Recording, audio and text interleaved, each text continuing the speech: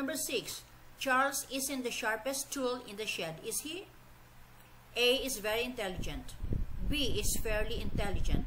C isn't very intelligent. Answer is, isn't the sharpest tool in the shed means letter C, isn't very intelligent. Number 7. My sister's a smart cookie, but she didn't do well at school. A clever person. B, a slow learner. C, a hard worker. Answer is, a smart cookie means letter A, a clever person. Number 8. My grandkids always know when I'm kidding them. No flies on them, that's for sure. A, they're easily fooled. B, they're not easily fooled. C, they like fooling around.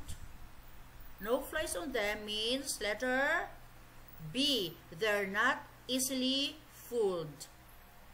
Number 9. The brains behind this year's best TV series is the writer, not the director. A, the producer managing. B, the banker financing.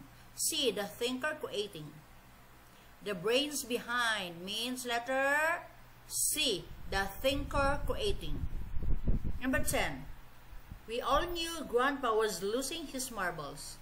A, losing his mental ability. B, losing his consciousness. C, losing his valuables. Losing his marbles means letter A, losing his mental ability. This video ends here about expressions quiz intelligence.